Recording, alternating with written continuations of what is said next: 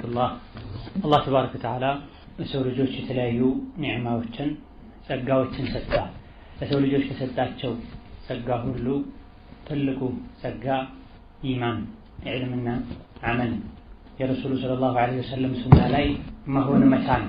እያንዳንዱ ዓቅል ያለው ሰው የዱንያ ቆይታው ውስን እንደሆነ ሌሎች እንዳለፉት እንደሚያልፍ ጠንቅቆ ያውቃል። ማወቅ ብቻ በቂ አይደለምና የአንድ ሰው ብልህነቱ የተሟላ የሚሆነው አጭር በሆነው የዱንያ ቆይታው ዘላለማዊ ለሆነው በቀጣይ ለአኺራ ህይወቱ የሚበጅን ነገር ማዘጋጀት ስንቅ መሰነቅ የቻለ ሰው ነው። በመሆኑም አላህ ኸይር የሻለት ሰው አይኑ አርቆ እንዲያይ ልቡ አስፍቶ እንዲያስብ አድርጎት በዱንያ ከመታለል ርቆ ተጠንቅቆ ለአኺራው ለቀብሩ ለእውነተኛው ህይወት በመስራትና በመልፋት ጊዜውን ያሳልፋል። ወጣትነት አላህ ተባረከ ወተዓላ ለሰው ልጆች የሰጣቸው የዱንያቸው ቁንጮ ነው። ዱንያ የምትፈልገው ሸይጣን ስሜት የሚፈልገው ወቅት ነው። በዚህ መልኩ ብዙ ነገሮች የሚፈልጉትን የእድሜ ክፍል ሁሉንም ትቶ ለአላህ ብቻ መስጠት መታደል ነው።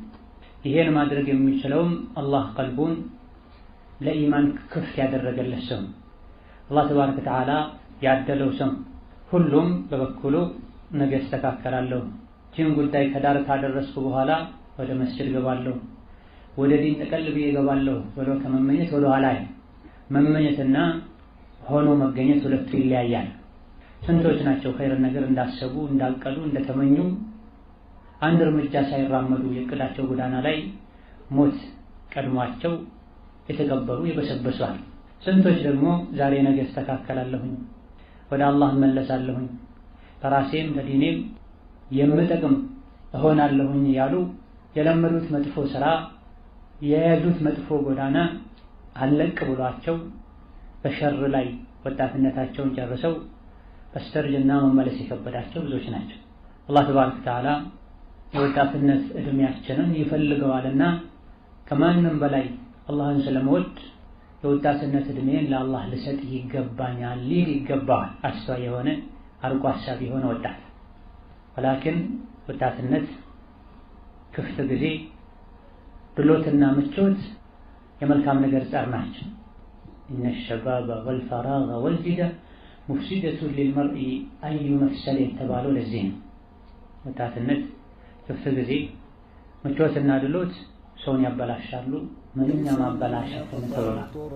ወጣትነቱን በዲን ላይ ያደረገ ስሜቱን ነፍስያውን ሰብሮ የያዘ ወጣትም ይሞታል ልክ ትልቅ ሰው እንደሚሞተው ሁሉ ከወጣትም ላይ ኃላፊነቶች አሉ ትልልቆች ላይ ኃላፊነቶች እንዳሉት ሁሉ ብሎ የነቃ እድሜው ወጣት ቢሆንም አእምሮ ልቡ ትልቅ ሰው የሆነ ለዱንያ ለአኺራ ለራሱ ለዲኑ ለሀገሩ ለወገኑ ብዙ ነገር ማድረግ ይችላል። ይሄን ሁሉ ማድረግ እንችል ዘንድ ግን ነፍሳችንን መጠበቅ አለብን። ዓላማችንን ማወቅ አለብን። ነፍስ ያስለመዷትን ትለምዳለች፣ እንዳደረጓት ትሆናለች። የግድ በየቀኑ 8 ሰዓት 9 ሰዓት መተኛት አለብኝ ብሎ ነፍሱን ያሳመናት ሰው 8 ሰዓት 9 ሰዓት ይተኛል። ቀኑም ላይ እንደዚሁ 3 ሰዓት 4 ሰዓት ማረፍ አለብኝ መዝናናት አለብኝ ያለ ነፍሱ ያን እንጂ ሌላ አትቀበል። አብዛኛውን ጊዜ በዚህ መልኩ ነፍሱን ያጨማለቀ ሰው የቁም ነገር የምር የሥራ ሰዓት ላይ ነፍሱ አትታዘዘው። ዓመቱን ሙሉ በመዝናናት በመጫወት በመተኛት ከጓደኛ ጋር ቁጭ ብሎ በማውራት ዘመን ያመጣውን ሶሻል ሚዲያ በመጠቀም ጊዜውን የሚያሳልፍ ሰው ወርቃማ የሚባሉ የረመዳን 10 ቀናት ሲመጡም ይሄው ነው የሚሆን። ነፍሱ ቶሎ አትታዘው አትመለስ ስላላስለመዳት ነፍሱን ስላልኮተኮታት ይዳ ነፍስን መጠበቅ ራስን መጠበቅ የወደፊት ዓላማን ግብን ከወዲሁ ቀርጾ ከኔ ምንድነው የሚጠበቀው በልቶ ጠጥቶ ሚተኛል ዓላማው ይህ ብቻ ይሆን ምንም ማያቅ ምንም ሳያቀው ምን አደረኩኝ ብሎ ራሱን ጠይቆ አንድ ነገር መልስ መስጠት ሳይችል 20 ዓመቱ 30 ዓመቱ 40 ዓመቱ የሚሆን ብዙ ሰው አለ። ዓላማው መብላት መጠጣት ብቻ ነው፣ ለዱንያ ብቻ መጨነቅ ይሆን። በአንጻሩ ደግሞ ጥቂት አላህ ያደራቸው በየወሩ በየሳምንቱ በየዓመቱ አልፎ ሁሉ በየቀንና ሰዓቱ ምን ማድረግ እንዳለባቸው አስበው የሚራመዱ ሰዎች፣ ለወሬ ሰዓት የሌላቸው፣ ላሉባልታ ሰዓት የሌላቸው፣ የተለያዩ ሰዎች ማንነታቸው ምንነታቸው ማይታወቅ ሰዎች የሚጽፏቸው ጽሁፎችን ፌስቡክ ላይ፣ ቴሌግራም ላይ፣ ዩቲዩብ ላይ ያገላበጡ ያደመጡ ያነበቡ የሚያቃጥሉት ሰዓት የሌላቸው ቁም ነገረኛ ውስን የአላህ ባሮች አሉ። እንዲህ አይነት ሰው ሊጠቅም የሚችል ለራሱም ሊጠቀም የሚችል በህይወቱም ደስተኛ መሆን የሚችል አያሕሰቡ الإنسان أن يترك سدى ብሎናል። የሰው ልጅ ልቅ ተደርጎ ሊተው ይፈልጋል እንዴ ብሎናል። ያንዳንዱ የሰው ልጅ ለምን ተፈጠረ ካወቀ ይሄን የተፈጠረለትን ዓላማ ከግብ የሚያደርስበትን የጊዜ ገደብም አላህ ወስኖ እንደሰጠው ካወቀ ጊዜውን በአግባቡ ይጠቀማል። በየጊዜው ራሱን ይገመግማል። የዛሬ ውሎ ጥሩ ያልሆነ ሰው የነገ ውሎ ብዙ ጊዜ ጥሩ አይሆንም። እንደምንም ከዛሬ ውሎ ተጸጽቶ ነገን ለማስተካከል ቆርጦ እስካልተነሳ ድረስ ማለት። ከምንም በላይ ወጣት ራሱን ለመጠበቅ የሚያግዘው የሚረዳው ጊዜውን እንዴት መጠቀም እንዳለበት ሲያውቅ። ጊዜ ሰይፍ ነው፣ መሳሪያ ነው። አጠቃቀሙን ከቻልከበት ይጠቅምሃል፣ ጠላትን መልስልሃል። አጠቃቀሙን ካልቻልከበት ይገድልሃል። አያያዙን አጠቃቀሙን የማያውቀውን መሳሪያ የያዘ ሰው በመሳሪያው የራሱን ነፍስ ከዙሪያው ያሉ ሰዎችን ነፍስ ህይወት ሊያጠፋ እንደሚችለው ሁሉ የወቅትን አጠቃቀም አያያዝ ያላወቀ ሰው በትርፍ ጊዜው በክፍት ጊዜው ራሱንም ይጎዳል፣ ከዙሪያው ያሉ ሰዎችንም ይጎዳል። ስራው ወሬ ይሆናል፣ ስራው ማላ ያዕኒ ይሆናል። በየቀኑ ለእያንዳንዱ ሰው አላህ ተባረከ ወተዓላ በፍትህ በዐድል በእኩልነት ለወንዱም ለሴቱም ለሀብታሙም ለድሃውም ለአዋቂውም አላዋቂ ለሆነውም 1440 ደቂቃዎችን ይሰጣል። እነዚህ ደቂቃዎች አላህ ለአንተ የሰጠህ ስጦታዎች ናቸው። የአላህን ስጦታ እንዴት ነው የምትጠቀመው? በየቀኑ ብር አካውንት ላይ ይገባልሃል። ጠዋት 12 ሰዓት ላይ ገብቶልህ እስከ ማታ 12 ሰዓት ብቻ ነው የሚቀመጠው። ከጠዋት 12 እስከ ምሽት 12 ሰዓት ድረስ ባለው 1440 ብር ከተጠቀምከው ተጠቅመሃል፣ ካልሆነ ፀሐይ ከጠለቀች በኋላ አታገኘውም ቢባል እንዴት ነው የሰው ልጅ ያን ብር ለማውጣት ምንድን ነው ያደርገው? እንዴት ነው የሚሆነው? ምናልባት ብር ሊያድርሉ ይችላል። በየቀኑ ግን ላንተ የሚሰጡ ደቂቃዎች ይሄዳል። ኢብኑ ጀውዚ እንዳሉት በየቀኑ ማለዳ ላይ እያንዳንዱ ቀን የሰው ልጆችን ያናግራል። አነ የውሙን ጀዲድ ወዐላ ዐመሊከ ሸሂድ ፈኢዛ ዘሀብቱ ፈለን አዑድ ይላል። እኔ አዲስ ቀን ነኝ፣ የምትሰራውን ስራ በሙሉ አላህ ዘንድ መሰክርብሃለሁ፣ ዳግም ደግሞ አልመጣም አንገናኝም እያለ ቀን የሰው ልጅን ያናግራል። የሰው ልጆች በየቀኑ ስራ አለብኝ ኃላፊነት አለብኝ ብለው ነፍስያቸውን ወጥረው ከያዙ፣ በሰዓት ከተኙ፣ በሰዓት ከነቁ፣ በሰዓት ሁሉንም ነገር ማስኬድ ከቻሉ ነፍስያቸውን መያዝ መቆጣጠር ይችላል። ልቅ መሆን አይችሉም። ልቅ የሆነ ሰው የሚያደርገው የሚለውን አያውቅም። ምንም ዓላማ የሌለው ልቅ የሆነን ሰው ጠላለሁ ብሎ አለቃቀደምቶች ወይም በዲን ወይም በዱንያ መጠመድ አለበት። ሙስሊም በማላ ያዕኒ በማይረባ ነገር በማይጠቅም ነገር ጊዜውን አያቃጥል። በዚህ መልኩ ጊዜውን ካቃጠለ ነፍስያውን ማላ ያዕኒ ካስለመዳት ለቁም ነገር ጊዜ ነፍስያው እጅ አትሰጠውም። መስገድ እየቻለ ልተኛ ትለዋለች። ቁርአን መቅራት እየቻለ እየፈለገ ሞባይል ጎርጎር ትለዋለች። ወደ መስጂድ ልሂድ እያለ የፈለገ ቤት ይሻልሃል ትለዋለች። ምክንያቱም ያስለመዳት እግር ዘርግቶ መቀመጥን፣ መጫወትን፣ መቀለድን፣ ዚክር ማለት፣ ዱዓ ማድረግ፣ ቁርአን መቅራት ነፍሱ አልለመደችው። የሰው ልጅ ነፍስ እንደ ህፃን ልጅ ናት። ያስለመዷትን ትለምዳለች። ህፃን ልጅ እናቱ 2 ዓመት ሲሞላው ጡት አቁም ብላ ፕሮግራም አውጥታ ለማስቆም ጥረት እንደምታደርገው ተሳክቶላትም እንደምታስቆመው የሰው ልጅ ነፍሱን ከቆሻሻ ነገር ከመጥፎ ነገር ከውርደት አወጣታለሁ ብሎ ፕሮግራም ከያዘ በየቀኑ መስራት ያለበትን ከሰራ ከጣረ ዱዓ ካረገ ነፍሱ ቀጥ ትላለች፣ ትስተካከላለች። ስለምትስተካከልም ነው አላህ ተባረከ ወተዓላ ቀድ አፍለሐ መን ዘካሃ ወቀድ ኻበ መን ደሳሃ። ነፍስን ማጥራት ማስተካከል የኛ ስራ ነው፣ የሚያሳካው አላህ ነው። ነገር ግን ነፍሳችንን እንድትጠራ እንድትስተካከል ቀጥ እንድትል ንጹህ ነፍስ እንድትሆን አላህን ተባረከ ወተዓላ እንድትወድ የእሱን ፍላጎት እንድታስቀድም እኛ መጣር አለብን። ነፍሳችንን ማጥራት የምንችልበትን መንገድ መከተል አለብን። ሻህዋ መከተልን፣ ስሜት መከተልን፣ በመሰለኝና ደስ ባለኝ መጓዝን ማቆም አለብን። ሀዋውን የሚከተል ሰው፣ ለጊዜው ብቻ ጥሩ መስሎ የታየውን የሚያደርግ ሰው ዲኑ ላይ የሚያሾፍ ሰው የዲኑን ጉዳይ ለነገ ብሎ የሚያዘገይ ሰው ነፍስያው ልትጠራ አትችልም። ወጣቶችን የሚያታልሉ ከመስመር የሚያወጡ ስነ ምግባራቸውን የሚያበላሹ ዓላማ ቢስ የሚያደርጉ ለሀገር ለዲን የማይጠቅሙ የሚያደርጉ ብዙ የሚያበላሹ ነገሮች አሉ። እነዚህን ጸባይ የሚያበላሹ ዓላማህን እንድስት የሚያደርጉ መጥፎ እንቅፋቶችን በሰብር ማሳለፍ ያስፈልጋል። በዋነኝነት ወጣትን የሚፈታተኑ ፈተናዎች ሁለት ነገር ናቸው። አንደኛው ሻህዋን፣ ሁለተኛው ሹብሃን። ሹብሃ በጥቅሉ ዲን ላይ የሚነሱ ብዥታዎች ማለት አቋም እንዳይኖርህ የሚያደርጉ በየጊዜው ግራ የሚያጋቡ ዋናና ትልቁ ሰበቡ ከስር መሰረቱ ጀምረህ ራስህን ዒልም ላይ አለማነጽህ ነው። ከመሰረቱ ጀምሮ ከልጅነቱ ጀምሮ መድረሳ የተመላለሰ መስጂድ ያዘወተረ የልጅነት እድሜውን በቁርአን አሳልፎ ትንሽ ከፍ ሲል ኪታብ የቀራ ከዑለሞች ቅርብ የሆነ ብዥታ ላይ ወድቅ የሆነ ብዥታ በተፈጠረ ቁጥር ወደ ዒልም ይመልሰዋል። ራሱ ነገሩን አመዛዝኖ ከብዥታ መውጣት ካልቻለ ከዑለሞች ቀርቦ ተቀራርቦ ተመካክሮ አብሮ ነው እና ያደገው ዑለሞችን ማማከር ይችላል። ዑለሞች ለኛ ሐኪሞች ናቸው።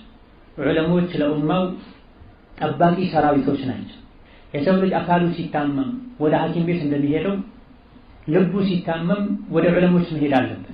ምን እንደሆነ አላውቅም፣ 2 ቀን ነው ሰውነቴ ያተኩሳል፣ ራስ ምታት አለኝ፣ ቁርጥማት አለኝ ብለህ ጤና ለሚያውቀው ሐኪም እንደምትናገረው ሁሉ ዑለሞች ጋር ሄደህ አንዱ እንዲህ ይላል፣ አንዱ እንዲህ ይላል፣ አንዱ እንዲህ ይላል፣ እኔ ግራ ገብቶኛል፣ እስቲ ለአላህ ብለው ያድኑኝ ይንገሩኝ ሐቁን ብሎ ዑለሞችን ጠጋ ብሎ የሚመቻቸውን ሰዓት ይዞ ማማከር ያስፈልጋል። አማካሪውን ዑለሞችን ሳይሆን የራሱን ቢጤ ያደረገ ሰው አብሮ ተያይዞ ገደል ይገባል።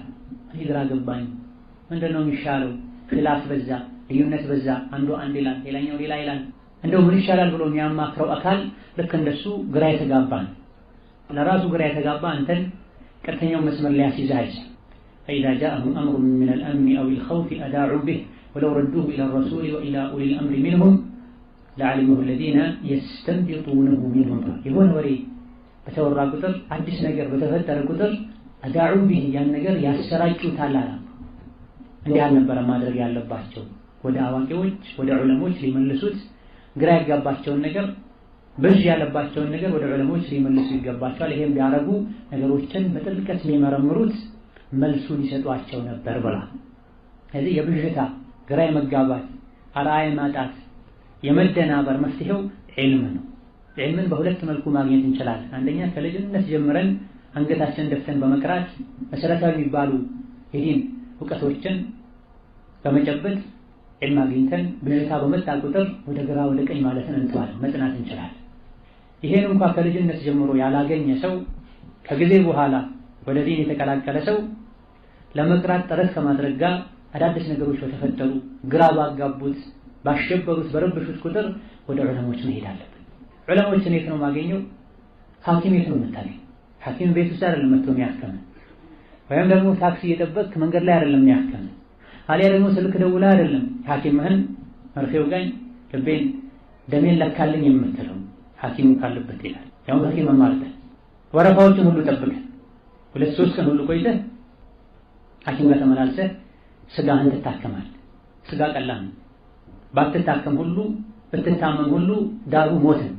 የዲን ችግር የአቂዳ ችግር መጨረሻው ጀነትን ማጣት። ስለዚህ ለዱንያዊው በሽታ ችግር ረጅም ጊዜ ብዙ ገንዘብ እንደምታወጣው የዲኑ የአቂዳውን የኢማኑን የአኺራውን ጉዳይ በተመለከተ ዑለሞች ካሉበት ሄደህ ልታማክር ቀን ከሌሊት ልትቀራ ይገባል። ዱንያን ለመለወጥ እንደምትማረው ተቀጥረህ እንደምትሰራው የቅጥር ስራ አላዋጣ ሲልህ ኬትም ተበዳድረህ በግል ስራ እንደምትጀምረው አኺራህን ለማሻሻል ከዛ በላይ ብዙ አማራጮችን ልትጠቀም ይገባል፣ ልትጥር ይገባል። የሙስሊም ዋና ሀብቱ ዲኑ፣ የህይወቱ ዓላማ ዲኑ። ወማ ኸለቅቱል ጂነ ወልኢንሰ ኢላ ሊያዕቡዱን እናል። ሰው ይሁን ጂን የተፈጠረው ለዒባዳ ነው። ሊበላ ሊጠጣ ፎቅ ሊገነባ ድርጅት ሊመሰርት አለ። እነዚህ በሙሉ ለአኼራ ካገዙ መልካም የሚደገፉ ናቸው። ለአኼራ ካላገዙ ከመንገድ ካስቀሩ ሀም ገምህ መብላት መጠጣት ብቻ እንዲሆን ካረጉ ይህ የተወገዘ ይሆናል። ልቅ ተደርገህ ልትተው አልተፈጠርክምና ዱንያዊ ነገሮችን ለአኺራ ጉዞ በሚያግዙ ልክ የተጠቀምክ ዋናው ዓላማህን አኺራ ዲን ልታደርግ ይገባል። እዘን አንደኛው ችግር የሹቡሃት ችግር፣ ግራም ያጋቡ ሰላም የሚያጡ ነገሮች ወጣቱን ያደናብሩታል። ዛሬ ዲኑ ላይ ጠለቅ ብሎ ገብቶ ሶፈለወል እየሰገደ ቁርአን እየቀራ ዒልም እየተማረ ይቆያል። ከጊዜ በኋላ የሆነ ነገር ሲፈጠር ከአቅሙ በላይ ሲሆን ሁሉን መርግፍ አድርጎ ትቶ ሜዳ ለሜዳ ይሽከረከራል። አሊያ ደግሞ አቂዳውን፣ መንሀጁን፣ አካሄዱን እንደ ጨርቅ ይለዋውጣል። ከስር መሰረቱ እምነቱን መርምሮ ፈትሾ ያለመያዙ ምልክት ነው። ነገም ከነገ ወዲያም ሁኔታው አስጊ ነው። አዳዲስ ነገሮች በመጡ ቁጥር ካብለጨለጨው ጋር አብሮ መሆኑ የማይቀር ይሆናል ማለት ነው። ይህ ትልቁ ችግር መፍትሄው ዒልም ነው ብለን ዒልም ልንማር ከዑለሞች ጠጋ ልንል ይገባናል። ሁለተኛው የወጣቱ ችግር ሻህዋን ስሜትን መከተል። የሰው ልጆችን ከአላህ ከሚያርቁ ከአላህ ከሚያጣሉ ነገሮች አንዱ ሀዋን መከተል፣ ስሜትን መከተል። ያ ዳውድ ኢና ጀዐልናከ ኸሊፈተን ፊል አርድ ፈሕኩም በይነ ናሲ ቢልሐቅ ወላ ተተቢዒል ሀዋ ፈዩዲለከ ዐን ሰቢሊላህ ብሏቸዋል። ዳውድ ሆይ ምድር ላይ ኸሊፋ አድርገንሃል፣ በሰዎች መሃል በትክክል በፍትህ ፍረድ፣ ስሜትህን አትከተል። ስሜትን የተከተልክ እንደሆነ ከአላህ መንገድ ያወጣሃል ብሏቸዋል። ከአላህ መንገድ የመውጣት ችግሩ ምንድነው ካልክ ኢነ ለዚነ የضሉነ ዐን ሰቢሊላህ ለሁም ዐዛቡን ሸዲድ ብሏል። ስሜታቸውን በመከተላቸው ምክንያት ከአላህ መንገድ የወጡ የሆኑት አላህ ዘንድ አሳማሚ ብርቱ ቅጣት አለላቸው፣ ሒሳብን አኼራን በመርሳታቸው ብሏል። ሀዋን ለመከተል ስሜትን ለመከተል ሰበብ የሚሆነው ብዙ ጊዜ አኼራን መርሳት ነው ማለት።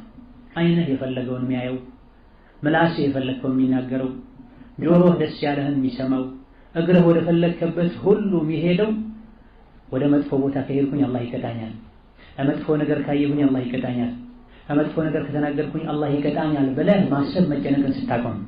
አማ በእያንዳንዱ ንግግር አላህ ይተሳሰበኛል፣ በእያንዳንዱ እይታ የአይን መርገብገብ መክደን መግለጽ አላህ ይጠይቀኛል የሚል ሰው አይኑ መጥፎ አይደል፣ ምላሱ መጥፎ አይናገርም፣ ልቡ ውስጥ ሸር መሰል የሆኑ ነገሮች አይኖሩም።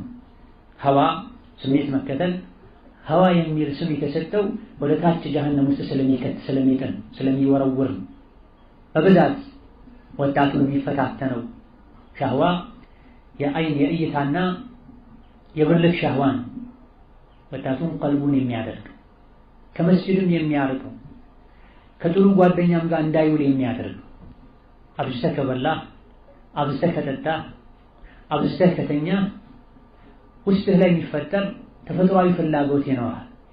ይሄን በአይንና በሌላም ሸሪዓውን በጣሰ መልኩ ለመርካት የሞከርክ እንደሆነ ልብህ እየጨለመ ይሄዳል፣ ልብህ እየጠቆረ ይሄዳል።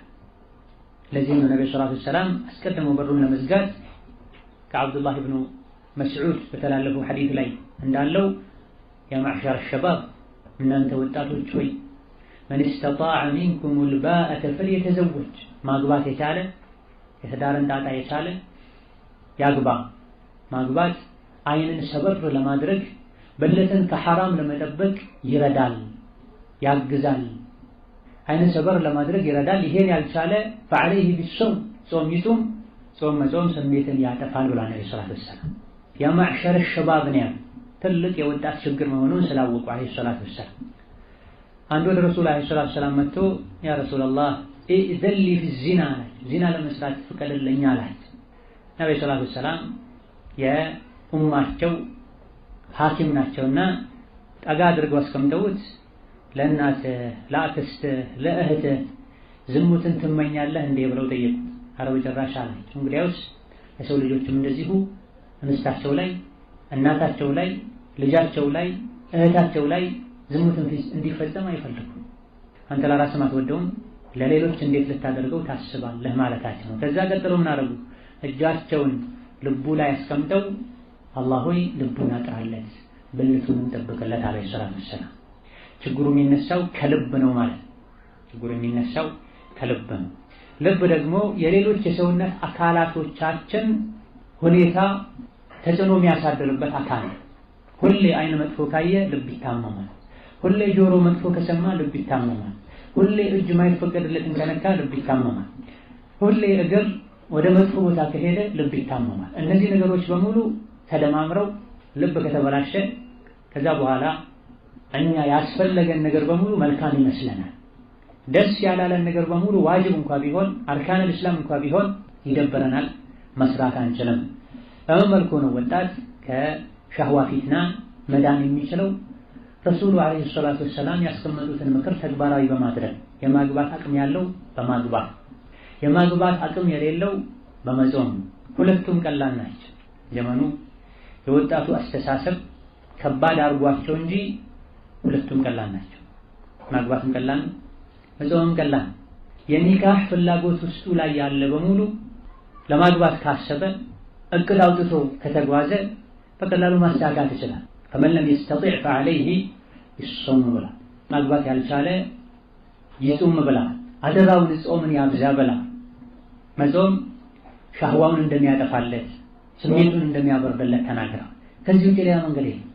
ፈላህ ጀነት የሚያገኙ ስኬትን የሚያገኙ ከአላህ ቅጣትና ቁጣ የሚድኑ ትክክለኛ አማኞችን መገለጫ ሲነግረን ወለዚነ ሁም ሊፍሩጅሂም ሓፊዙን ሙእሚኖች ማለት ሙፍሊሖች ማለት ብልታቸውን የሚጠብቁ ናቸው። ኢላ ዐላ አዝዋጅሂም ሚስቶቻቸው ላይ እንጂ ባሪያ በነበረበት ዘመን ከባሪያቸው እንጂ ከዚህ ውጪ ብልታቸውን ከሐራም የሚጠብቁ ናቸው ብለዋል። አስከትሎ ፈመን ኢብተጋ ወራአ ዛሊክ ከሚስቱና የባሪያ ስርዓት በነበረበት ወቅት ላይ ከሴት ባሪያ ውጪ ባለ መንገድ ራሱን ለማርካት ያሰበ የሞከረ እነሱ ድንበር ኃላፊዎች ናቸው ብለዋል አላህ ተባረከ ወተዓላ። ከዚህ አንቀጽ በመነሳት ኢማሙ ሻፊዒ ራስን በራስ ማርካት ታዲያ ደግሞ በየትኛው መንገድ የሰው ልጅ የዘር ፈሳሹን ለማውጣት መሞከር ሐራም እንደሆነ ወንጀል እንደሆነ ኢማሙ ሻፊዒ ይጠቅሳል። አልፎ ሁሉ የእጅ ዝሙት ነው ያሉ ዑለሞች አሉ። እንዲህ አይነትን ተግባር የሚፈጽም ሰው የቂያም ቀን እጁ አርግዞ አላህ ፊት እንደሚቆም ተናግረዋል።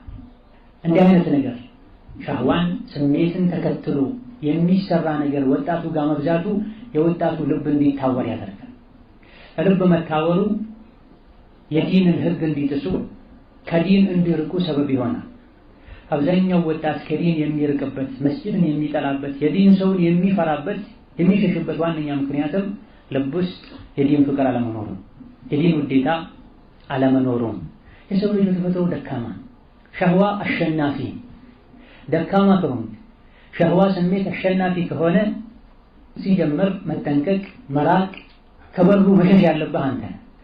ወደ ፊትና የሚወስድ ወደ ወንጀል የሚወስድህ እይታ ከሆነ እይታን ገድ። ለዚህም ነው ወቁል ልልሙእሚኒነ የጉዱ ሚን አብሳሪሂም ለሙእሚኖች ነገራቸው አይናቸውን ሰበር ያድርጉ ያ ነብዩ ሰለላሁ ዐለይሂ ወሰለም ለዓሊ ሆይ አንድ እይታ ብቻ አለለህ እየሄድክ ሳለ አይነ ውስጥ የገባን ልታይ ትችላለህ። ነገር ግን ሁለተኛ ደግመህ ማናት ምን አይነት ናት ምንድነው ብለህ አትይ። አይ ብለህ ግን ከአንድ በላይ ያየህ እንደሆነ ያልተፈቀደ እይታ ከሸይጣን የሆነ መርዝ የተቀባ ልብ ላይ የሚያርፍ ቀስት ነው ብላ ያልተፈቀደ እይታ አጅነቢ ወንድ አጅነቢን ሴት ማየቱ ዘመኑ ባመጣው ሶሻል ሚዲያ አማካኝነት በሞባይሉ በኮምፒውተሩ አሊያ ደግሞ ቤት ውስጥ በተተከሉ ቻናሎች ሐራምን ማየት ከሸይጣን የሆነ መርዝ የተቀባ ልብ ላይ የሚያርፍ ቀስት ነው ብላ ነብዩ ሰለላሁ ዐለይሂ ወሰለም። ሐራምን ቆሻሻን ወንጀልን ደግሞ ደጋግሞ የሚያይ ሰው በተደጋጋሚ በሸይጣን እጅ መርዝ በተቀባ ቀስት ልቡን እየተወጋ ነው ማለት ነው። ከላ በራነ ዐላ ቁሉቢሂም ማ ካኑ የክሲቡን የሚሰሩት መጥፎ ስራ ልባቸውን አሳወሮት ነው ምክር ማይቀበሉት ብሏል አላህ ተባረከ ወተዓላ። ሶላት እየሰገደ ሙስሊም ከመሆኑ የሙስሊም ቤተሰብ ከመሆኑ ጋር ከመስጂድ ወጥቶ ሐራም ቤት የሚሄድ ወጣት እንዳለ እንሰማለን። አላህ ይጠብቀን። ረሱሉ አለይሂ ሰላቱ ወሰላም ከበባድ ወንጀሎችን ሲዘረዝሩ ዝሙትን ጠቅሰዋል። አላህ ተባረከ ወተዓላ ዝሙት አትስሩ ሳይሆን አትቅረቡት ብሏል። ብዙ ጊዜ ዝሙትን የቀረበው ሰው ይጠቀበታል። የዝሙት ደግሞ አይነቱ ብዙ ነው። እኔ አልሐምዱሊላህ ሙስሊም ነኝ፣ ዝሙት በህይወቴ ሰርቼ ማላቅም ወደፊትም ኢንሻአላህ አልሰራም የሚል ሰው ብዙ አለ። ይሄም አንድ ነገር ነው አልሐምዱሊላህ። ነገር ግን በአይኑ ዝሙት ይሰራል፣ በጆሮ ዝሙት ይሰራል፣ በምላሱ ዝሙት ይሰራል። አጅነቢ የሆነችን ሴት መንካት መጨበጥ የእጅ ዝሙት፣ አጅነቢ ወደ ሆነች ሴት ለሐራም መሄድ የእግር ዝሙት፣ አጅነቢ ወደ ሆነች ሴት ለመደወል ለመጻፍ ሳንቲም አውጥቶ መምላት የገንዘብም ዝሙት ጭምር ይሆናል። በገንዘቡም ዝሙት ሰራ ተብሎ ይመሰከራል። አጅነቢ ከሆነች ሴት ጋር ቻት መደራረግ የእጅ ዝሙት። እነዚህ ሂደቶች ሁሉ ካለቁ በኋላ ነው ዋናው ትልቁ ዝሙት ሊከሰት የሚችል። ያን የማያደርግ ብዙ ሰው አልሐምዱሊላህ አላህ ሙስሊሙን ይጠብቃል። ነገር ግን ይህ የአካላቱ ዝሙት ራሱ ሲደመር ሲበዛ ተደማምሮ ጥቃቅን ወንጀል ሁሌ ሲበዛ እንደ ከባድ ወንጀል ይሆናልና ሊያጠፋ ይችላል። ኢላ ዝሙትን አትቅርቡት፣ የዝሙትን በር አትንኩት ማለት ማየት፣ መጻፍ፣ መደወል፣ መቀለድ ወደዚያ ይወስዳል። ቀልብን ያሳማል። ሴቶች ሆይ ወንዶችን ስታናግሩ ፈላ ተኽضዕነ ቢልቀውል ድምፃቸውን አታለሳልሱ። ያ ልቡ ላይ በሽታ ያለበት ሸርን ያስባል። መልካምን ንግግር ተናገሩ ነው። ኢማሙ ነወዊ ሒልየቱል አብራር የተሰኘው ወይም አልአዝካር የተሰኘው ክታባቸው ላይ እንደጠቀሱት አንዳንድ ቀደምት አላህን የሚፈሩ ሴቶች ሲያወሩ አፋቸው ውስጥ ድንጋይና መሰል ነገር ያደርጉ ነው። ኖርማል የሆነ የሚስብ የሚማርክ ድምፅ እንዳይወጣ ከውስጣቸው ካፋቸው ማለት ሰውታቸው እንዲቀር ጭራሹኑ ከወንድ ጋር ማይናገሩም ነበሩ። ድምፅ ችግር ያመጣል። ዛሬ ወደ ዲን ሁሉ የቀረበች ናት የምትባል ሴት ሱቅ ከሚሸጥ ተራ ሰው ጋር የምትቀልደውን የምትጫወተውን ስናይ፣ አሊያ ደግሞ የሰፈሬ ሰው ነው አብሮኝ የተማረ ሰው ነው ከምትለው ወንድ ጋር የምትጠቀማቸው ቃላቶችን ስናይ አይሻ ባየቻት እንላለን። አይሻ ረዲየላሁ ዐንሃ ከረሱሉ ጋር ሰለላሁ ዐለይሂ ወሰለም ከመንገድ የተመለሰች ረሱልና ከእሳቸው ጋር አብረው ያሉ ሰዎች ግመሏ ኮርቻ ውስጥ ያለች መስሏቸው ጥለዋት ሄደው ነበር። ግመሉን ባዶን ይዘው ሄደው ነበር። ሀውደጅ የሚባል ነገር አለ። ሴቶች ግመል ላይ ሲጓዙ መንገድ ሲሄዱ ውስጡ ላይ ተደርገው ከላይ ተሸፍኖ እንደ ኮርቻ ግመል ላይ የሚሆን ማለት ነው። ያኔ ገና ልጅ ስለነበርኩኝ ክብደት አልነበረኝም። ሀውደጁን ኮርቻውን ሲያነሱት ብዙም ልብ አላሉትም። እዛ ውስጥ ያለው መስሏቸው ባዶን ኮርቻ አንስተው ግመል ላይ ጭነው ሄዱ። እኔ ጉዳይን ጨርሼ ስመጣ የሉም። እዛው ቁጭ ብዬ ጋደም ብዬ ጠበቅኳቸው። እንዳልሄድ መንገድ ላይ ተሳስተን ተጠፋፍተን እንዳያጡም ብላ። በዚህ መሃል አንድ ሱሐቢ መጣ። በባህሪው ሁሌ ከሰዎች ኋላ ነው የሚሄድ። ውስጡ ንጹህ የሆነ ሰው ነው። ሸርም ያስሱ አይደል። ረሱል አለይሂ ሰላቱ ወሰላም ሁሉ የመሰከሩለት ሰው። እኔ በሌለውበት ቤቴ ገብቶ አያውቅም። ሁሌ መንገድ ሲሄድ ከኔ ጋር የሚሄድ ሰው ነው ብሎ የመሰከሩለት ሰው። እንደ ልማዱ ከኋላ ሲመጣ ቀስ ያለ ሲጓዝ አይሻን አገኘን። ገና ሲያገኘኝ ኢና ሊላሂ ወኢና ኢለይሂ ራጂዑን አለ። ይሄን ስሰማ ነቃም። ከዛ በኋላ ፊቱን አዞሮ ይርከቢ ገመሌ ላይ ውጪ ከማለት ውጪ አንዲትን ቃል አልተናገረም ማለት። ያን ሁሉ መንገድ ሲጓዙ ለምን ትተውሽ ሄዱ? ምን ሆነሽ ነው? ኢላደት የለም ምንም ዝርዝር ወልክ ፊቱን አዞሮ ይርከቢ አለኝ። አለቀ። መዲና እስክንገባ ድረስ አንድ ቃል አልተናገርንም።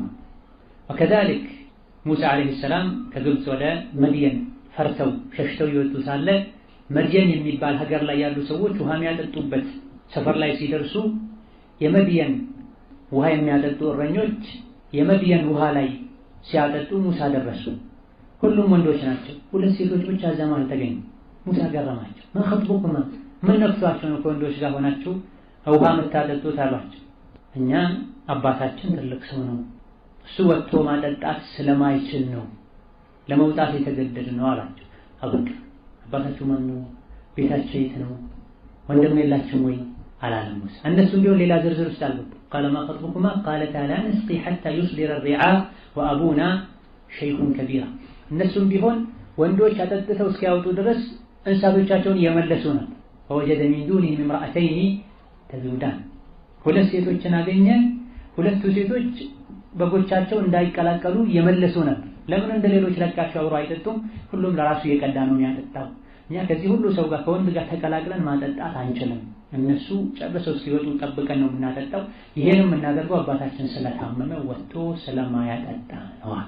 ሙሳ አለይሂ ሰላም አልተናገሩም። ከዛ ስራን የሰሩት ፈሰቃለሁማ ውሃ ቀድተው አጠጡላቸው። ከዛ በኋላ ወደ ጥግ ሄደው ቁጭ አጠጣውላቸው አይደለ ጎበዝ ሰው ነኝ አይደለ እንታወቅ አላሉ ሙሳ አለይሂ ሰላም።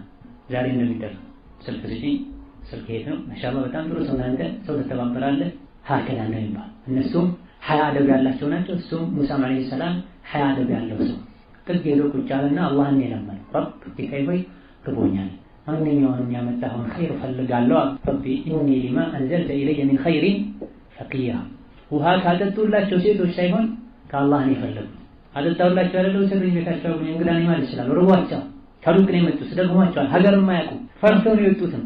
እንደው አስጠጉኝ አላሉ። ሴቶችም ቢሆን አደብ አላቸው። ስላጠጣህልን ና ቤት እንሂድ እንጋብዝህ ከቤተሰብ ጋር እናስተዋውቃለን። ይሄ ዛሬ ጠፍቷል። ሴት ልጅ ቤቷን አጅነቢን ይዛ ትመጣለች። አንዳንዴ ከጀልባቡም ጭምር በላ አንዳንዴ ወንድም አባት በሌለበት ሾፌር ነው አድርሶኝ ነው ገብቶ ውሃ ጠጥቶ ይወጣ ብላ አጅነቢ ወንድም ቤት አስገብታ ውሃ ታጠጣለች። አንዴ አይደለም ሁለት ሶስት ያራ ምሳ አብሎኝ ይላል። መሽቶብኛል አሳድሮኝ የሚልበት ነው ቀለም ይደረጋል። ፊዕል በተጨባጭ ሸይጣን ባንዴ አይደለም የሚያከፍረው፣ ባንዴ አይደለም ዝሙት ላይ የሚጠራው። መታየት፣ መጠቃቀስ፣ ፈገግ ማለት፣ መቀራረብ፣ መነካካት እንዲህ ያለ ነው የሚሄደው። ከነበርቱም ፈብቲሳመቱም ፈመውዒዱም ፈሊቃኡ እንዳሉ ሙሳ አለይሂ ሰላም ከአላህ ፈለጉ። አላህ ሰላም ሰራ። ቤት ሄዳ ለአባቷ ያለውን ነገር ተናገረች። አንዷ አባት ስራውን ሰራ፣ ወንድ ከወንድ ጋር መነጋገር ያለበት እንግዲያውስ ውለታ እንክፈለው ሂዱ ጥሩታል። አባቴ ሌላ ነው ሹዓይብ። አንደኛዋ በሐያ በአደብ መጣች። ፈጃአቱ ኢሕዳሁማ ተምሺ መሽ ማለት በእርጋታ መራመድ ማለት አረብኛ ላይ ኢዛ ሰሚዕቱሙል ኢቃመተ ፈምሹ እንዳሉ ኢቃማ ስትሰሙ ረጋ ብላችሁ ሂዱ እንዳሉት ነብዩ ሰለላሁ ዐለይሂ ወሰለም። ሴት ልጅ ባካሄድ እንኳን ሸሪዓ ያስቀምጠላት አደብ አለ። ሆን ብለው ለመፈተን ብለው ሰውነትን የሚሰባብር የሚያወለጋግር አይን ውስጥ የሚያስገባ እርምጃ የሚራመዱ አሉ። ኢማናቸው የሳሳ ሸይጣን የተጫወተባቸው ፈላ የضربن بأرجلهن ليعلم ما يخفين من زينتهن ብሎ አላህ አስቀድሞ ከልክሏል። ሴቶች ሲራመዱ እግራቸውን እንዳያስጭሁ እግራቸው ላይ ያደረጉት ጌጥ ድምፁ እንዲሰማላቸው ብለው ከዚያው መነሳት ዑለሞች ሴት ልጅ ታኮ ከፍ ያለ ጫማ ማድረግ ይጠላል ለሷ መክሩህ ነው ብላ አንደኛ ድምፅ ሊያወጣ ስለሚችል ምክንያቱም ከሷ ቁጥጥር ውጪ ነው የሚሆነው። አይታዘዛትም ታኮ ረጅም ከሆነ ወፍራም ከሆነ ማለት። ሁለተኛ ታኮ ከፍ ባለ ቁጥር ሴት ልጅ ራሷን ጠብቃ መራመድ አትችልም። ከሷ ቁጥጥር ውጪ የሆነ የሚንቀሳቀስ ታኮ የሚያነጥር የሰውነት አካል ይኖራል። ይሄ ደግሞ ወንድን ይፈትናል፣ ችግር ያመጣል። ፈጃአቱ ኢሕዳሁማ ተምሺ ሷሊሕዋ ረጋ ብላ የተራመደች መጣች። በሌላኛው ወቅፍ ፈጃአቱ ኢሕዳሁማ ተምሺ ዐለ ኢስቲሕያ ሐያ በተሞላበት መልኩ መጣች። ሴት ልጅ እርምጃዋ ሐያ ሊኖረው ይገባል። በተለይ ወንዱ ላይ ፈተና ደርሳለሁ ብላ ምትፈራ ከሆነ ማለት ተምሺ ዐላ ኢስቲሕያ።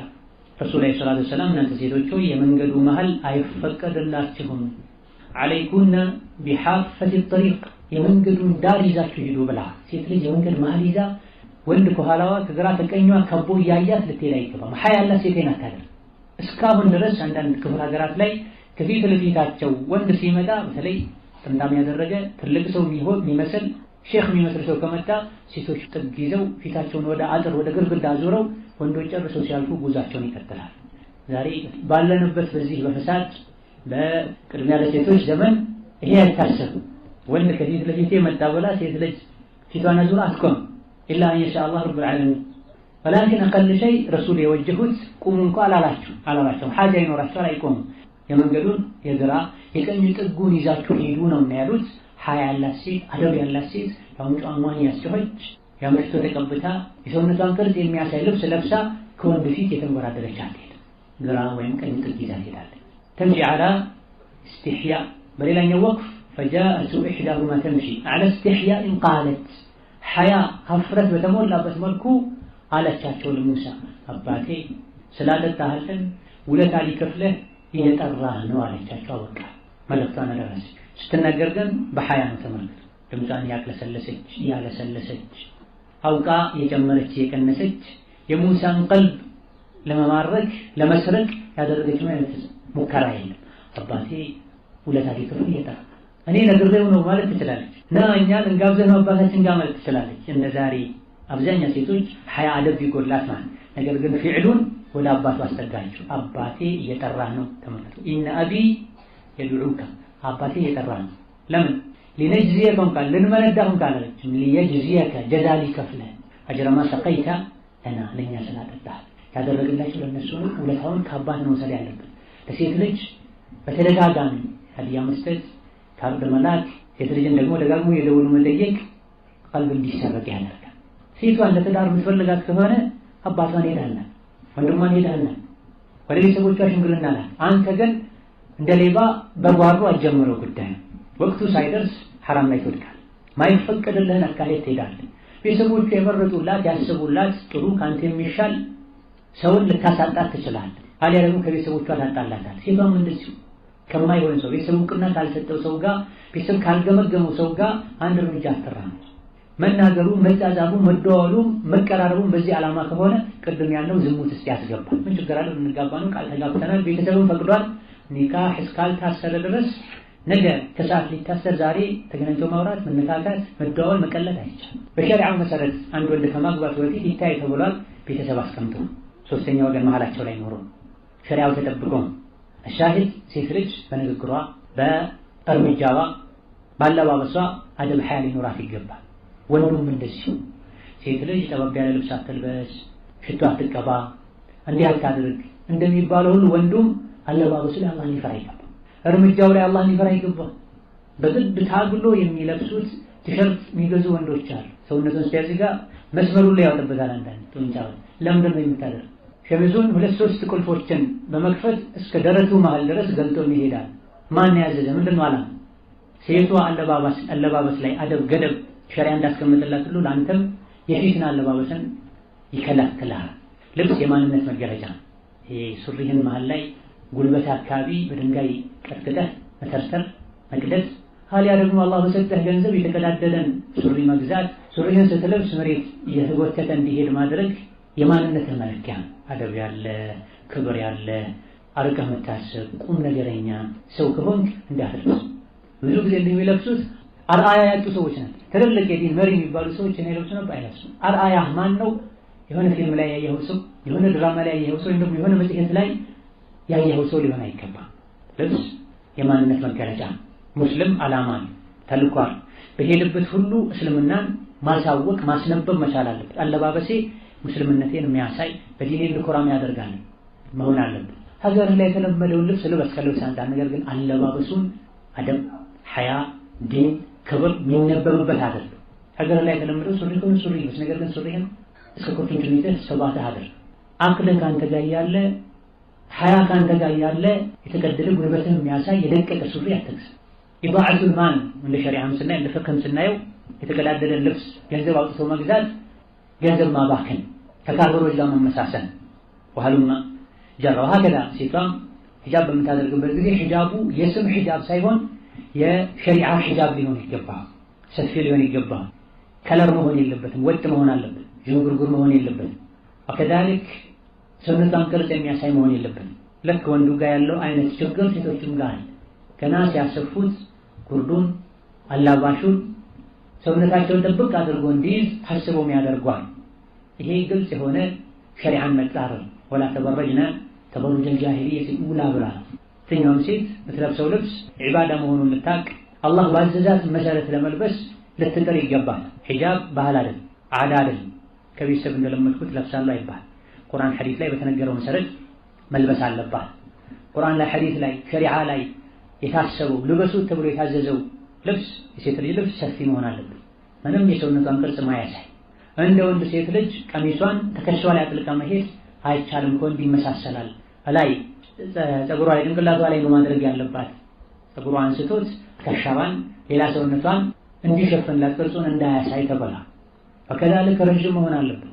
ወንዱ እስከ ተረከዙ ጭምር ሸፍኖ ይሄዳል። ሴቷ እስከ ባቷ ገልጣ ትሄዳል። ረሱሉ አለይሂ ሰላቱ ወሰላም ያለው ወንዶች ልብሳቸውን አንሱ፣ ሴቶች ልብሳቸውን ልቀቁ ነበር። ወንዶች ልብሳቸውን አንሱ፣ ከቁርጭምጭሚት በታች ያለውን የሰውነት አካሉን በልብስ የሸፈነ ያለ አግባብ የተሸፈነ የሰውነት አካሉ በጀሃነም እሳት ይቃጠላል ነበር ያለው።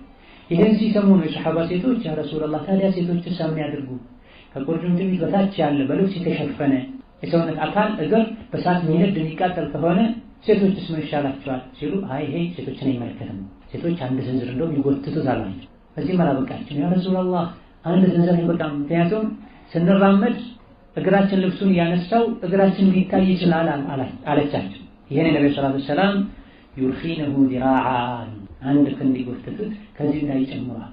ከላይ የወረደውን ልብስ አንድ ክንድ አስረዝሙት ነው ልብሱን ራሱ ኢዳሩን እሱን ልብሱን ከፍ ያድርጉትና ከታች ደግሞ ካልሲ ያድርጉለታል። የእግር ቅርጽ መታየት አይቀር። እግር ላይ ጌጥ የሚያደርጉ አሉ። በተለይ ልብሱ ራሱ ከእግር አልፎ መውረድ አለበት።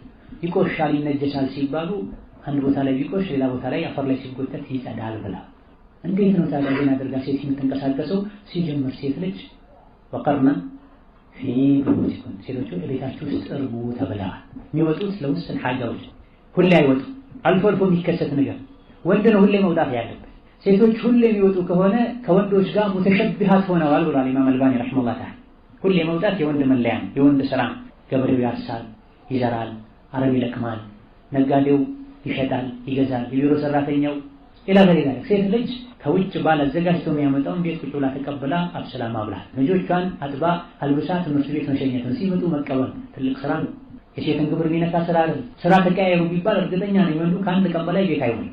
ስራ ተቀያየሩ ቢባል የሴት ስራ በሐቂቃ አንተ ማችለው ስራ ነው። ልጅ መያዝ አንተ ማችለው ስራ ነው። አልጋ ላይ ተኝቶ 2-3 የልጅ ከጮኸ ልጅሽን አንጠልጥለሽ ውጪ ነው የሚለው። ይሄ አይነት ባህሪ ያለው ሰው ነው ሴትን ተክቶ ልጅ ሊይዝ፣ ልጅ ሊያጥብ፣ ልብሱን ሊቀይር፣ ምግብ ሊያበስል፣ ትምህርት ቤት ሊሸኝ፣ በየቀኑ አቅሸው የሚመጡትን ልብስ አጥቦ ለነገ ሊያዘጋጅ የሚችል። ሴቶች ቤት የሚሰሩት ስራ ቢሮ ላይ ቁጭ ብለው ከሚሰሩት ስራ በብዙ እጥፍ የሚበልጥ ነው። ለመስራት ከተገደደች ስሪ ብሎ እሱ የሚፈቅድበት ሁኔታ ካለ ለዚህ ክፈለኝ ማለት ትችላለች። ያኔ ያስከፍል ስራ ነው ለማለት ነው። ኢላ የቤት ኑሮ ህይወት የጋራ ባል ከውጭ ሰርቶ እንደሚያመጣው ሴት ቤት ማስተካከል መስራት ይጠበቅባታል። አሻሂድ ሴት ልጅ ልብሷን በዚህ መልኩ ትጎትት የተባለው የመውጣት እድሏ ጠባብ ስለሆነ ስለማይደጋገም። በአንጻሩ ደግሞ ወንድ መስራት ይጠበቅበታል። ልብሱን ሰብሰብ ማድረግ አለበት፣ በደንብ መታጠቅ አለበት እየሮጠ ስለሚል። ይህንንም ቁርአን ላይ እናገኘዋለን። ሱረቱ ጣሃ ላይ ጀነት ላይ ብላ ጠጣ ከጀነት ሸይጣን እንዳያወጣ ፈተሽቃ የሚል አንቀጽ አለ። ፈተሽቃ ለአንድ ነው፣ ፈተሽቃያ አይደለም የሚለው። ወንድም ሴትም ውጪ ወጥተው መስራት ቢኖርባቸው ፈተሽቃያ ነበር ነው። ትደክማላችሁ፣ ትቸገራላችሁ ሳይሆን ያለው አደም ሆይ ኢብሊስ አታሎ ከጀነት እንዳያወጣ፣ ከጀነት አውጥቶ ወደ ዱንያ ከወረድክ ከተባረርክ ዱንያ ላይ ለመኖር ተሽቃ ትደክማለህ ነው ያለው። ከሐዋ ጋር ትደክማላችሁ አለ። ኢነከ ላ ተظመኡ ፊሃ ወላ ተضሓ። ጀነት ውስጥ በፀሐይ አትንቃቃም፣ መተዳደሪያ መኖሪያ ፍለጋ የውሃ ጥምም አይገጥምህም። ዱንያ ላይ ከሆነ ይሄ ሁሉ ወንድን የሚመለከት ነገር ነው ማለት ነው። ይሄን መፍሁም ዛሬ ያበላሹ ሴት ልጅ ከቤት መውጣት አለባት፣ ከወንዱ እኩል መነገድ አለባት፣ ቢሮ ተቀጥራ መስራት አለባት። ጣኑን ልጅ ቤት የተንጫጫ ጥላው ትሄዳለች። ልጁ እናቱ ያልሆነች ምናልባትም በጭካኔ የተሞላች ሰራተኛ ታሳድገዋል። ከዛ ከፍ ሲል ተርቢያ የሚሰጡ አይኖርም። ካርቶን ፊልም ተርቢያ ያደረገው የልጁ ጭንቅላት ራሱ አብሮ ካርቶን ይሆናል። ወላጆቹን አያከብር፣ ለዲኑ አይጨነቅ፣ ሐያ አያቅ፣ አኽላቅ አያቅ። ወሀከዛ እናቱ ከሱ ጋር ቁጭ ብላ ምግብ ባበላችሁ ቁጥር አደብ ብታስተምር፣ ባጠጣችሁ ጡጦ በሰጠችው ቁጥር ቢስሚላህ በል ብትል፣ አፍ ሲፈታ አላህን ብታስተዋውቀው ቀጣዩ ትውልድ ያማረ የተስተካከለ ይሆናል። አሻሂድ ወንዱም ሴቱም ያለበትን ትልቅ ኃላፊነት ሊያውቅ ያለበትን ችግር አውቆ ሊጠነቀቅ ይገባል። ትልቁ ችግራችን ከመጀመሪያ ጀምሮ ተርቢያ ለማግኘታችን ነው እያለን ብዙ ጊዜ የምናማረው። የሰው ልጅ ራሱን ተርቢያ ማድረግ ይችላል። ማንኛውም ሰው ከእናቱ ሆድ ሲወጣ ወላጆቹ ብር አሳቅፈው አላወጡትም። ታዲያ ደግሞ ሁሉም የሰው ልጅ ወጣት ወላጆቹ እንካ ይሄ ያንተ ድርጅት ነው ብለው ስራ ፈጥረው አልሰጡት። ሁሉም ወይም አብዛኛው ሰው ራሱ ታግሎ ዱንያውን እንዳስተካከለ ሁሉ አኺራውን ሊያስተካክል ይገባዋል። ሌላው ወጣት በባህሪው በተፈጥሮው መዝናናት፣ መጫወት፣ ማረፍ የሚመርጥ ፍጡር ነው። ለዚህ ነው አላህ ተባረከ ወተዓላ ኢነላሃ ለየዕጀቡ ሚነ ሻብ ለይሰት ለሁ ሸብወቱን ያሉት ነብዩ ሰለላሁ ዐለይሂ ወሰለም። አላህ ወጣት ይገርመዋል። ምን አይነት ወጣት? ለይሰት ለሁ ሸብወ፣ ስሜቱን ተከትሎ ወደ መንዘላዘል የማይሄድ የሆነ ወጣት አላህን ያስደስተዋል። አላህ እንዲህ አይነትን ወጣት ይወዳል ብለዋል ነብዩ ሰለላሁ ዐለይሂ ወሰለም። 7 አይነት ሰዎች አላህ በጥላ ስር ያደርጋቸዋል። ከዚህም አንዱ ወጣትነቱን በዒባዳ በመልካም ስራ ያሳለፈ ሰው። ፈደዕ ሲባል ፈለቀድ ዐዳከ ዘማኑሁ ወጅሀት ፈዑምሩከ መረ ሚንሁ አልአጥየቡ ብሏል ገጣሚው ሲናገር። እንደ ህፃን መሆንን ተወው፣ ጊዜው አልፎብሃል። ካሁን በኋላ በርታ፣ ጠንከር በል፣ የህፃንነት እድሜህን አሳልፈሃል። ከእንግዲህ የቁም ነገር እድሜ ላይ ነው ያለኸው ተባለ። ወየቅቡሑ ቢልፈታ ፊዕሉ ተሷቢ ወአቅበሑ ሚንሁ ሸይኹን ቀድ ተፈታም ተብላ። ሸባብ የሆነ ወጣት የሆነ ሰው እንደ ህፃን መሆን ከሱ ያስጠላል። ይበልጥ የሚያስጠላው ደግሞ ሽማግሌ ሆኖ እንደ ወጣት የሚያደርገው ሰው ነው ብላ። ለረጅም ሰዓት ሞባይላቸው ላይ ጌም ይዘው 40 ለ50 ደቂቃ ለአንድ ሰዓት ለሁለት ሰዓት የሚጎረጉሩ የሚጫወቱ ሰዎች አሉ። ፈሱብሓነላህ መስጂድ ውስጥ ሁሉ ሆነ የተከበረው የአላህ ቤት ለዒባዳ፣ ለዚክር፣ ለቁርአን፣ ለዕልም የተገነባው መስጂድ ላይ ደግ ይዘው ግርግዳ ተደግፈው ጌም ይጫወታል። ፈላህ አልሙስተዓን። ዕልም እየተነገረ ቁርአን እየተቀራ ሞባይላቸው ከእጃቸው የሚያወጣ ሰዎች ፌስቡክ የሚጎረጉሩ የመጠላቸው መልእክት የሚያዩ ሌላ መልእክት የሚያስተላልፉ ህፃን ነው ሲጫወት የሚያምርበት። የተፈጠርነው ለዛ ለጨዋታ አይደለም፣ ለቁም ነገር ነው፣ ለሥራ ነው። በየመሃሉ አስፈላጊ ሆኖ ሲገኝ ለቀጣዩ ዒባዳ ለቀጣዩ ኃላፊነት ራስህን ለማብቃት ረፍት ብታደርግ ችግር የለም።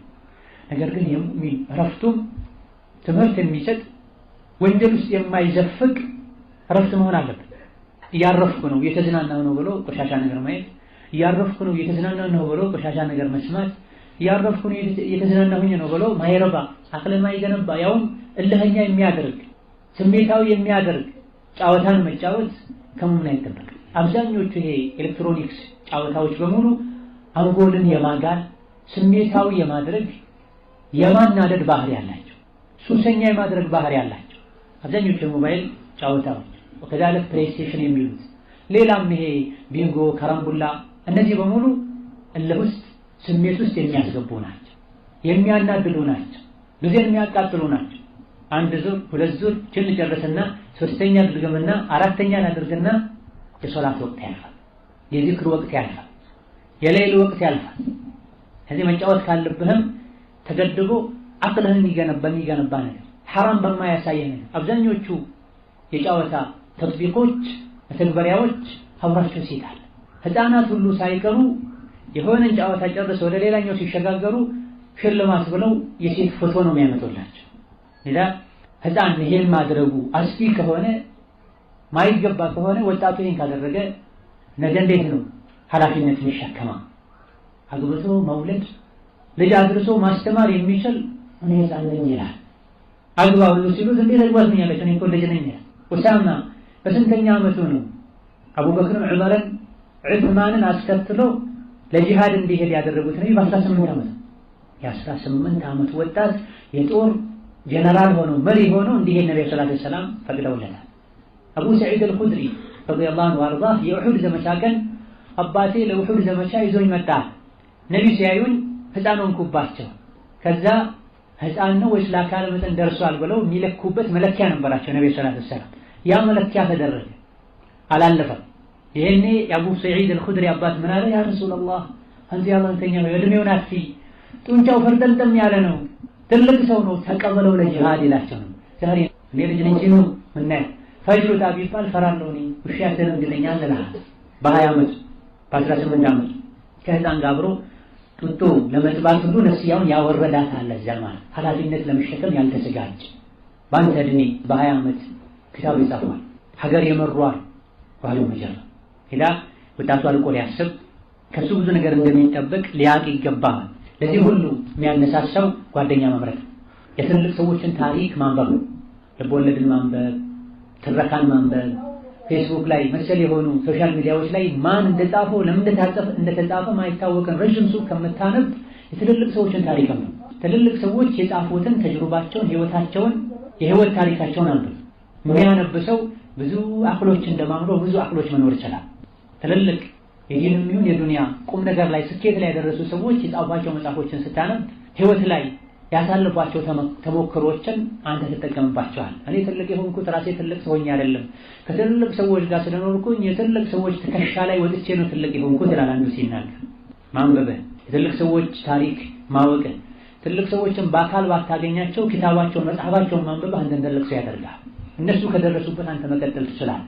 ላኪን አንብብ ከማለት ይልቅ ድንጋይ ተሸከም ብትለው ይቀለው ወጣታል።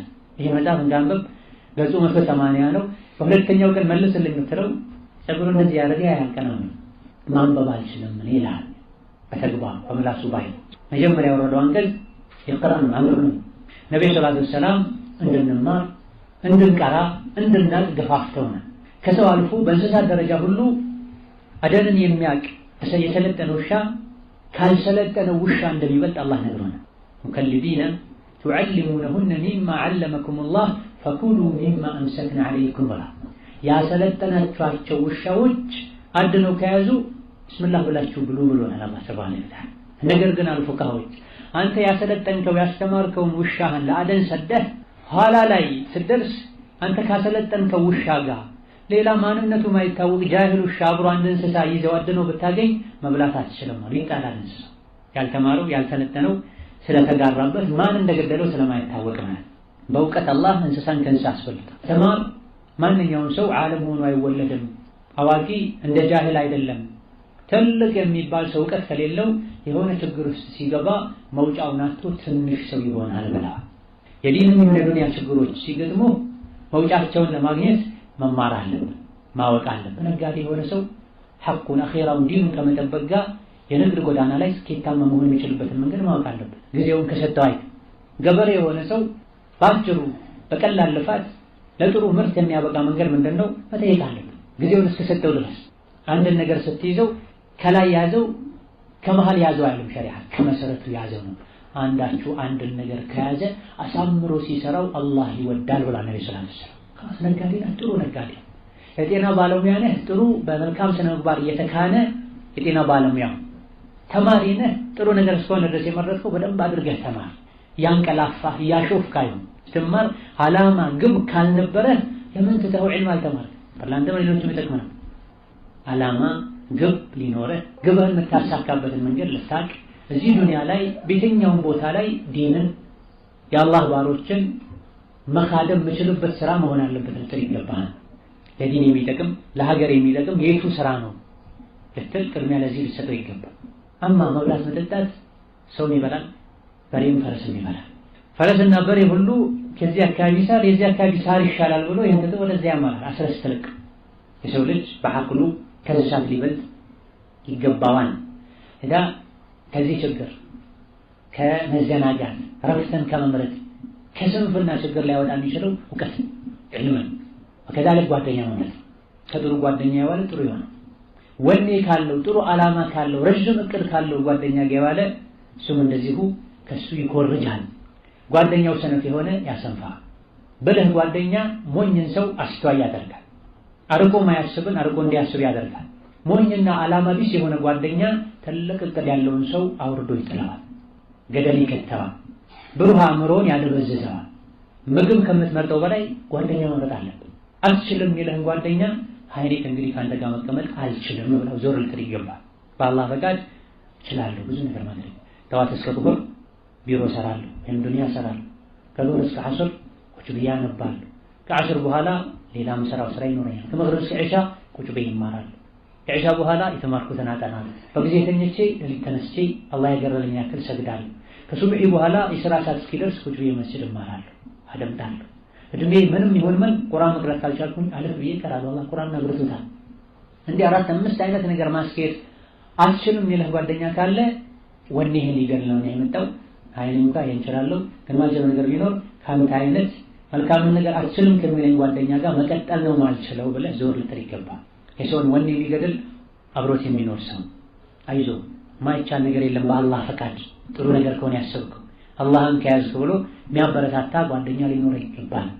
ለመብላት ለሆድ ለዱንያ ትችላለህ ያለ ለአኺራ ለወደፊት ለረጅም እቅድ አትችልም የሚልህ ጓደኛ የምትችላቸው ነገሮችን እንዳትችል ያደርግሃል። አስተዋይ ጓደኛ ገደል ውስጥ ሁሉ ብትገባ ከገደል ያወጣል። ሞኝ ጓደኛ ከፎቅ አውርዶ ገደል ላይ ይጥላል። ከቀደምቶች መሃል አንድ ባለሀብት ትልቅ ሰው ከብዙ አጃቢዎቹ ሰራተኞቹ ጋር መንገድ የሄደ ሳለ መግሪብ ደረሰና በረሃ ላይ ጫካ ላይ ለመግሪብ ቆም። ብዙ ግመሎችን የነዱ ነበር የሚሄዱት። መግሪብ ሲሰግዱ ተበታተን። ከዛ ሰውየው ግመሎቹን እየመራ ያለውን ሰው ከሱ ጋር አብሮ ያሉ የተወሰኑ ጠባቂዎችን አጣቸው። ተጨነቀ፣ ፈለጉ። የተወሰነ ከፈለጉ በኋላ ጨለማ ስለሆነ በረሃ ስለሆነ በዚህ መልኩ ፈልጎ እንደማያገኛቸው እርግጠኛ ሲሆን خلاص በቃ ተው አትበታተኑ፣ ይበልጥ እንዳንጠፋፋ ተሰብስበን እንሂድ ጀማሉ። ግመሎችን የሚነዳው ኃላፊ ብልህ ሰው ነው፣ ፊቱና አለው፣ አስተዋይ ሰው ነው። እሱ ያገኘናል። ማንነቱን ስለሚያውቅ የመረጠውን ሰው ጓደኛውን ኃላፊነት የሰጠውን ሰው ማንነቱን ስለሚያውቅ ከዚህ ችግር እንደሚያወጣው እርግጠኛ ነው። ተሰብስበው የተጓዙ ሳለ ከተወሰነ ጊዜ በኋላ ይህ ብልህ የተባለው ሰው የተባለው ሰው ትልቅ እንጨት እየፈለገ እንጨቱ ጫፍ ላይ የሚቀጣጠል ነገር እያደረገ እሳት እየለኮሰበት ከፍ አድርጎ ያውለበልብላቸው ጀመረ። ከርቀት ሆነው በጨለማ እሳቱን ያዩ ካለበት መድረስና መገናኘት ይችላል።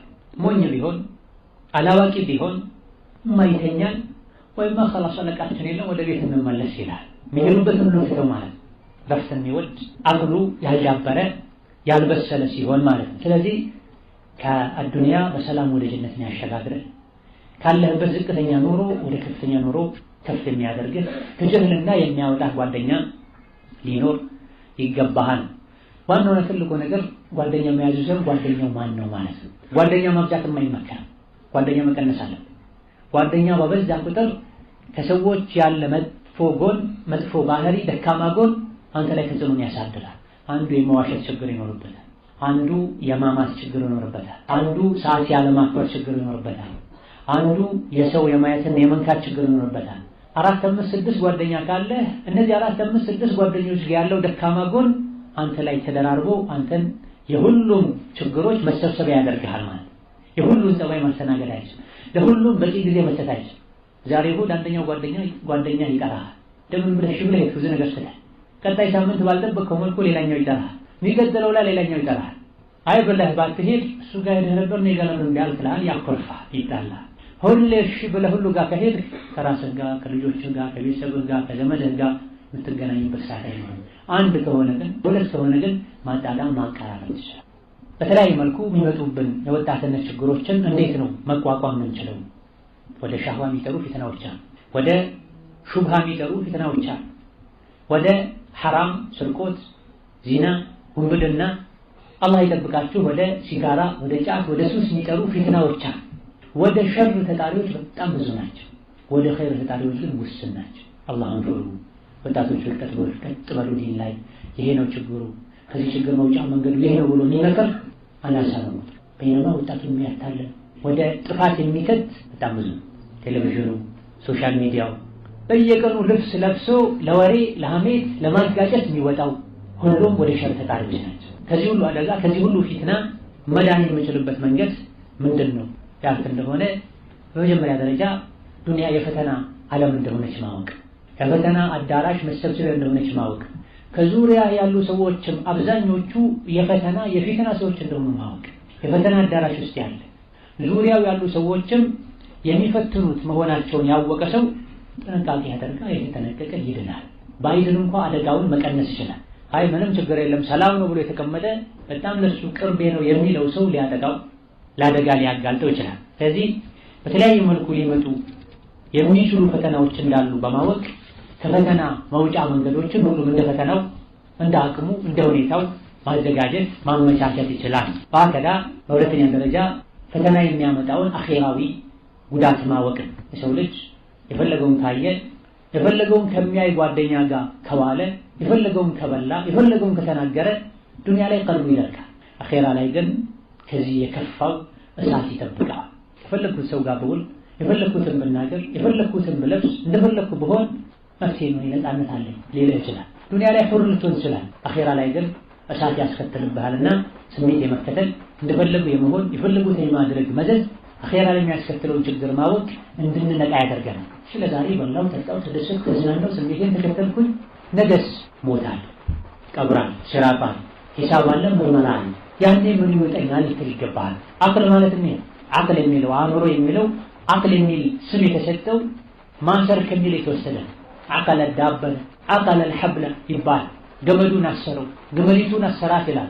ሰው ልጅ መጥፎን ነገር እንዳይሰራ ማድረግ ያለበትን ግዴታውን እንዳይተው አቅሉ ወጥሮ ስለሚይዘው ነው አቅል የተባለው።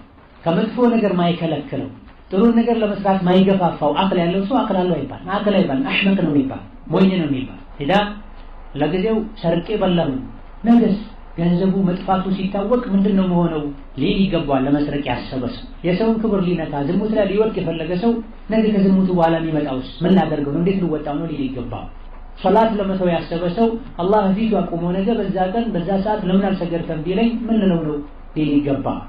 ባህሉ መጃ ስለዚህ የወጣትነትን ፈተና ለመቋቋም ከሚረዱ ነገሮች ማለት አንዱ ዛሬ ፈተና ላይ መዘፈቅ፣ ስሜትን ተከትሎ መሄድ፣ ወንጀልን መዳፈር ነገን ያመጣውን ወንጀል መዘዝ ማሰቡ አንድ መፍትሄ ነው። ወከዳልክ ራስን መተሳሰብ ራስን መቆጣጠር ነው። ነፍሴ ሆይ ላንቺ ይህ አይበጅሽም ያዋጣሽም የሰው ልጅ ሆኖ ማይሞት የለም ነገ ሞተን አላህ ፊት እንቆማለን። ለአጭር ጊዜ ዱንያ ላይ ለ20 ለ30 ለ40 ዓመት ስሜታችን ተቆጣጥረን አላህን ፈርተን ዲን ላይ ቀጥ ብለን ከዛ በኋላ ሂሳብ ምርመራ ክፍያ የሌለበት ጀነት ላይ በቅንጦት ብንኖር ነው የሚሻለው ወይስ መች እንደምንሞት መች ተነው እንደምንሄድ ለማናውቀው እዚህ ቅጽበታዊ አዱንያ ደስታ ከአላህ ብንጣላ ነው የሚሻለው። ከነፍስ ጋር ሂሳብ መስራት። ነፍሱን ማሸነፍ ያልቻለ ምንም ጡንቻው ቢፈረጥም ደካማ ሰው፣ ሀዋውን ስሜቱን መቆጣጠር ያልቻለ ራሱን አሳምኖ መጥፎን ነገር መተው ያልቻለ ሰዎች ዘንድ ምንም ትልቅ ሰው ቢሆን ከዱንያ አንፃር ምንም የተማረ ሰው ቢሆን አላህ ዘንድ ዋጋ ያለው ቦታ ያለ يعلمون ظاهرا من الحياة الدنيا وهم عن الآخرة هم غافلون ብለዋል። ስለ ዱንያ ዛሂር የሆኑ ነገሮችን ያውቃል። ሰማይ ላይ ወጣን፣ ኮከብ ላይ ወጣን፣ ጨረቃ ላይ ወጣን ይሉሃል። እያታለሉህ ቢሆን እንኳ የዱንያ ጉዳይ ኮከብ ላይ መውጣት ጀነት መውጣት እዛ ደርሳችሁ ምን አርጋችሁ ብትላችሁ ኢማን ጨምሮ አይመጣም። ደሞን ያለበት ቢወጡ ወደ ላይ በወጡ ቁጥር የአላህን ቁድራ ማወቅ ኢማናቸው መጨመር ነበር። እዛ ወጥተን ኸምር ጠጣን ይላል። ነስአሉላህ ሰላም ወዐላፊያ። እዛ ደርሰውም ኩፍራቸው ላይ ፍጁራቸው ላይ እንቢ ባይነታቸው ላይ ጨምረው ብሶባቸው ነው ይመጣ። يعلمون ظاهرا من الحياة الدنيا ስለ ዱንያ ግልጽ የሆኑ ነገሮችን ያውቃሉ። ከአኺራ ግን እነሱ የዘነጉ ናቸው። ጠፊ የሆነችው ዱንያ ይሄን ያክል ያወቅኩኝ ዲኔን አለማወቄ፣ ጠፊ የሆነችው ዱንያ ኑሮ ይሄን ያክል የተጨነቅኩኝ ለአኺራ ለመጨነቄ እስከ መቼ ልትል ይገባል። ነፍስህን ልትከራከራት ተመለሺ ልትላት ይገባል። ወከዛ ፊትናን ለመቋቋም ከሚረዱ ነገሮች አንዱ መልካም ስራ ማብዛት ዲን ላይ ጽናት እንዲኖረን፣ ወንጀልን እንድንቋቋም፣ ከወንጀል እንድንሰበር፣ የኸይር ስራዬን አጅር ነገ አገኘዋለሁ ብለን እንድንበረታ ያደርገናልና በመልካም ስራ ራስን በመተሳሰብ የፈተናን መዘዙን በማወቅ እንደዚሁ ደግሞ ያለነው የፈተና ዓለም ላይ ሀገር ላይ መሆኑን አውቀን በመዘጋጀት ከፈተና ራሳችንን መጠበቅ ዲናችን ላይ መበርታት እንችላለን። አሰላሁ ተባረከ ወተዓላ ቢመኒሂ ወከረሚሂ أن يرزقنا وإياكم علما نافعا وعملا صالحا وأن يرزقنا الاستقامة على الدين حتى الممات إنه على كل شيء قدير وبالإجابة جدير. والله تعالى أعلم. والسلام عليكم ورحمة الله وبركاته.